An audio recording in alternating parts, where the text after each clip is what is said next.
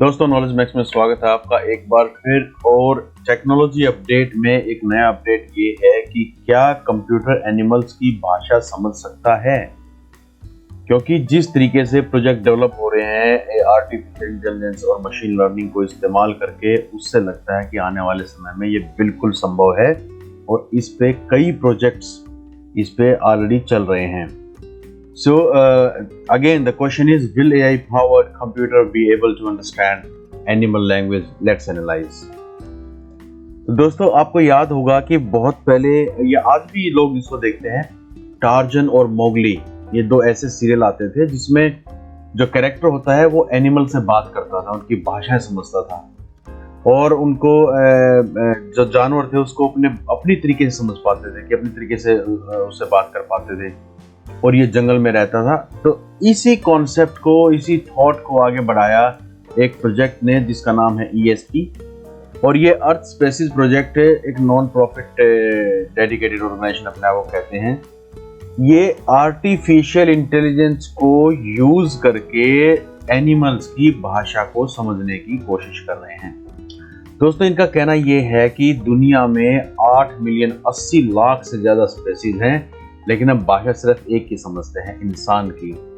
तो इन्होंने जो प्रोजेक्ट बनाया है, इन्होंने बहुत सारा डेटा इकट्ठा किया है, लाखों स्पेसीज, मतलब अलग अलग तरीके की स्पेसीज का डेटा इकट्ठा किया, उनकी आवाज़ें इकट्ठी की हैं, डेटा इनके पास ह्यूज है। अब उस डेटा को ये प्रोजेक्ट AI में डाल के, आर्टिफिशियल इंटेलिजेंस में डाल के, they are trying to understand कि ये जानवर क्या बोल रहा है। इन्होंने दो तरीके की भाषा बेसिकली कलेक्ट की है, जैसे एक प्रजाति स्पेसिफिक, कि यार एक इस तरीके की प्रजाति जो है जानवर की वो ऐसी भाषा बोलती है। एक एरिया स्पेसिफिक, इस एरिया में सारे जानवर कैसी भाषा बोलते हैं। जैसे हमारा होता है इंडिया में या कहीं भी वर्ल्ड में, कहीं भी एक जगह पे स्पेशली एक भाषा बोली जाती है, जो स्पेशली कहते हैं कि 4 कोस पे पानी बदल जाता है, 40 कोस पे भाषा बदल जाती है।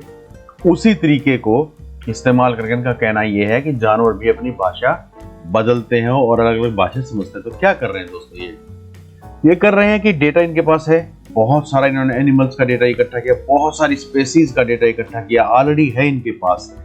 और now they have some benchmarks, fundamental foundation models also, machine learning को इस्तेमाल करके, आर्टिफिशियल इंटेलिजेंस को इस्तेमाल करके, अंडरलाइन उसका मशीन लर्निंग।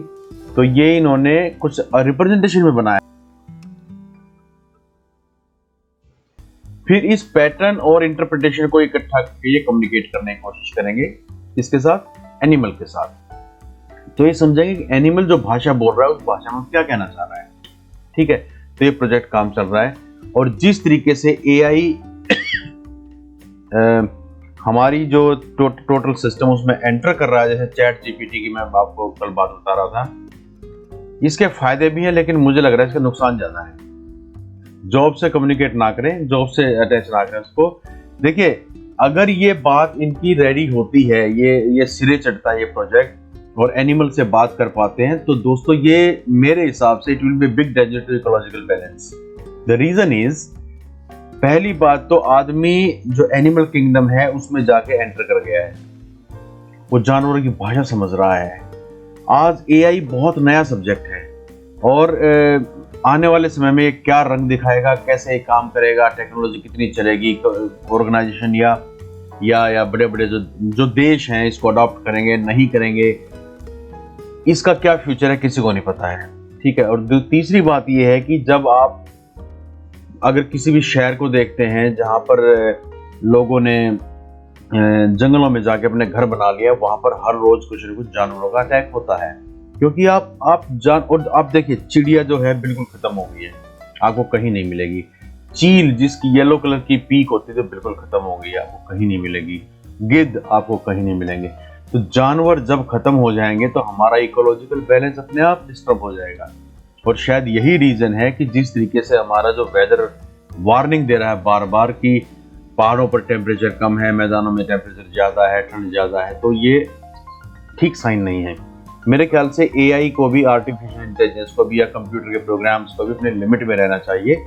जस्ट ये दिखाने के लिए हम ये कर सकते हैं, प्रकृति के साथ खिलवाड़ ना करें। ये मेरी सोच है, अपनी सोच आप कमेंट बॉक्स में लिख सकते हैं। Thank you very much. Take care, जय हिंद। नॉलेज मैक्स को सब्सक्राइब करना बिल्कुल मत भूलना दोस्तों।